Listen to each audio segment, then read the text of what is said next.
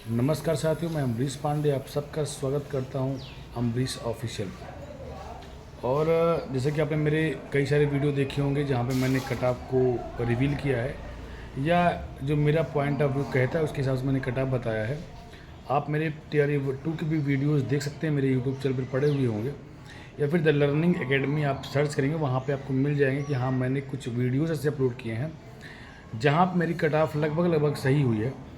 और इस बार भी मेरा जो कट ऑफ मैं आज बता रहा हूँ आपको। अब पेपर आपका बहुत पहले हुआ, लगभग 10-12 दिन तो हो ही चुके हैं लगभग। और मैं आज आपको कट ऑफ यहाँ पे बताने जा रहा हूँ।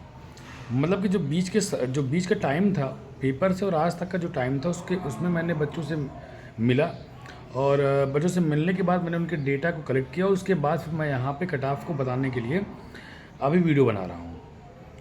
और आपने देखा बहुत सारे ऐसे टीचर हैं जो कि तुरंत इधर पेपर हुआ और पेपर होने के 1 घंटे बाद आपको यूट्यूब पर वीडियोस दिखने लगते हैं कि हाँ पेपर कैसा आया था और क्या कट ऑफ जाने वाली है।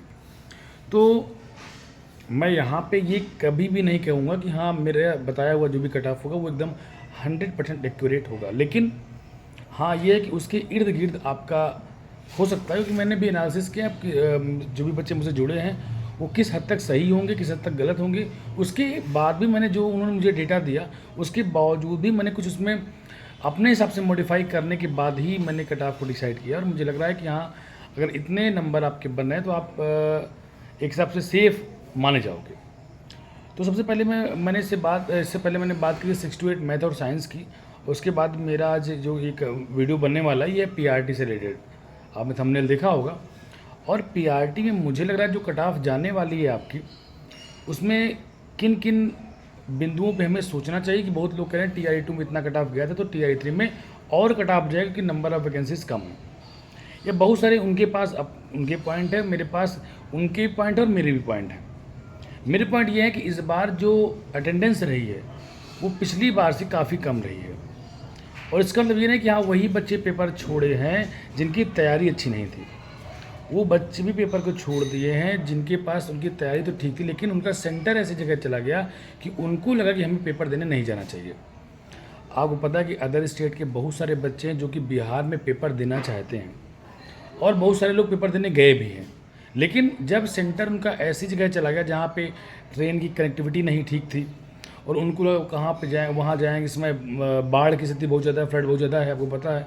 तो बहुत सारे अच्छे बच्चे भी पेपर को छोड़े हैं, तो इसका भी कट ऑफ पे सीधा सीधा असर पड़ेगा।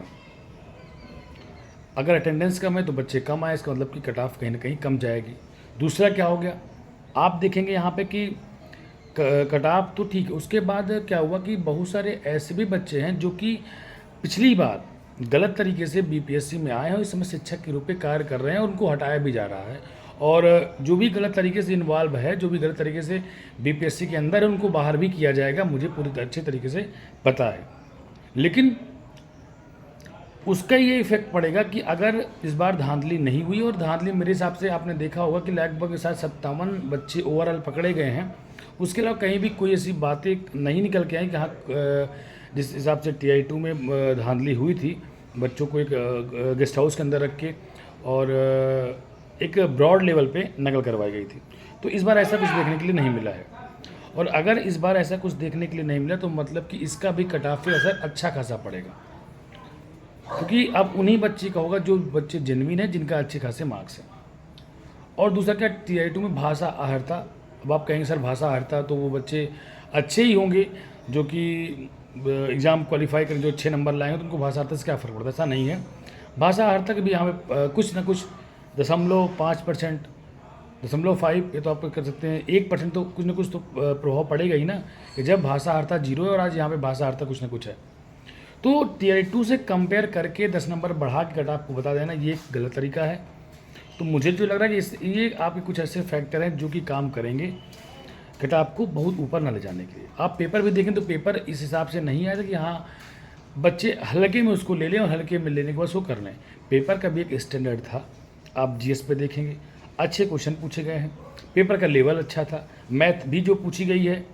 आपको पता है कि जो भी प्राइमरी के बच्चे हैं वो जो प्राइमरी के लिए जो बीटीसी की है वो मैं ये नहीं कहता कि आपकी मैथ अच्छी नहीं होती, लेकिन फिर भी अगर देखा जाए तो उतनी अच्छी भी मैथ आपकी नहीं रह जाती, क्योंकि आप बहुत समय से आप पेपर छोड़ देते हो, बहुत समय से आप मैथ को पढ़ना छोड़ देते हो। तो आप अगर देखोगे तो मैथ का भी लेवल अच्छा था, एक स्टैंडर्ड लेवल की मैथ आपकी प्राइमरी में आई थी, और 8 नंबर की 10 नंबर की मैथ आती है।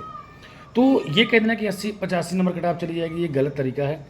और फिर मुझे ये लगता है कि हाँ, आप बिना एनालिसिस किए यहाँ पे चीज़ों को बता रहे हैं। तो जो मैंने देखा है उसके हिसाब से आपको पता है कि हाँ, 87,774 पद इस बार TI3 में, उसमें लगभग 28,026 के आसपास जो पद हैं वो कि प्राइमरी के हैं, और अच्छे खासे पद हैं, ऐसा नहीं कि यहाँ पे पदों की संख्या कम है।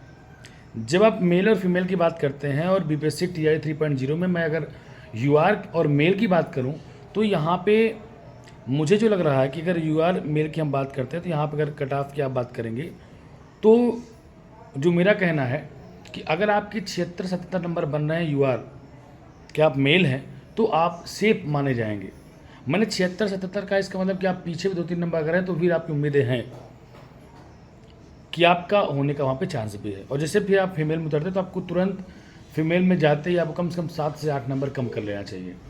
अगर मैं कह रहा हूँ 76 नंबर 75 नंबर अगर आपकी UR मेल की कट ऑफ है तो आप आराम से उसको 67-68 पे अच्छे तरीके से आप फीमेल की कट ऑफ रख सकते हैं, वहाँ पे कोई दिक्कत नहीं है।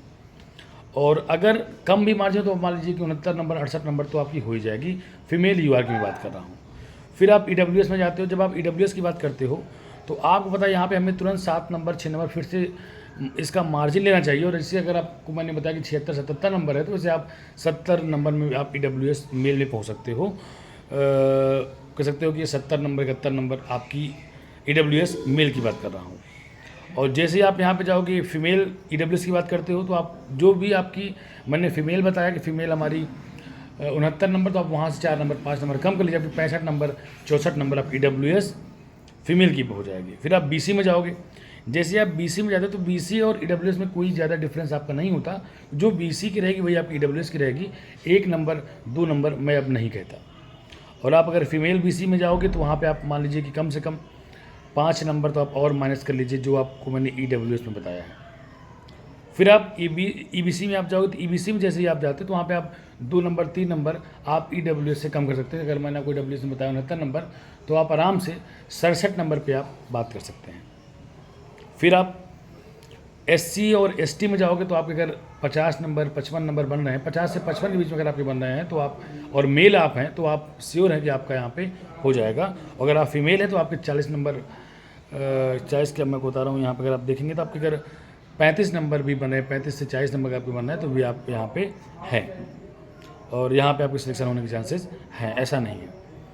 तो जो मेल और फीमेल की जो कट ऑफ है वो कट ऑफ जो मैंने को बताई उसको एक बार आप फिर से सुन लीजिएगा, और मुझे लग रहा है कि जो कट ऑफ होने वाली है उसी के इर्द गिर्द घूमेगी। तो आपको ज़्यादा परेशान नहीं होना है, कट ऑफ आपकी यही रहने वाली है। बाकी कोई भी अगर आपको डाउट है तो आप यहाँ पे मुझे कमेंट करके बता सकते हैं आपके कितने मार्क्स हैं, आप किस सब्जेक्ट से हैं, आप किस और सब्जेक्ट का कट ऑफ जानना चाहते हैं। धन्यवाद।